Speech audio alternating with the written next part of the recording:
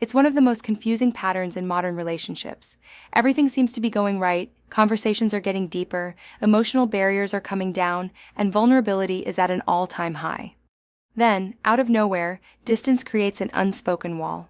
The sudden shift leaves you asking, did the intimacy scare them off, or was it all an illusion? The answer lies in how our brains process emotional safety and personal boundary loss. When closeness escalates quickly, it can trigger an internal conflict between the desire for connection and the instinctual need for self-preservation. To understand why someone pulls away, we have to look inside the nervous system. Deep emotional intimacy requires dropping our psychological armor. For many men, vulnerability is subconsciously linked to a threat to their autonomy. When emotional exposure reaches a certain threshold, the brain's alarm center, the amygdala, registers this loss of control as stress. Cortisol and adrenaline rise, signaling a threat. If a person has an avoidant attachment style, their nervous system copes with stress not by seeking closer contact, but by retreating into isolation. This retreat is an attempt to restore emotional equilibrium. They aren't necessarily falling out of care. Their brain is actively trying to regulate an influx of intense emotional input. In daily life, this pullback creates a challenging cycle.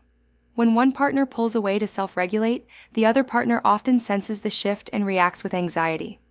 This dynamic, known in psychology as the demand-withdraw pattern, escalates the tension. The withdrawing partner feels trapped, reinforcing their belief that intimacy equals a loss of freedom. Recognizing that this retreat is often an automated defense mechanism rather than a calculated rejection is key to breaking the cycle.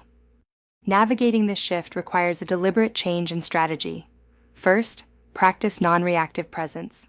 When you notice distance, resist the urge to immediately demand emotional explanations. Second, focus on anchored communication. Express your availability without imposing pressure. A simple, calm statement showing support creates psychological safety. Third, foster emotional independence.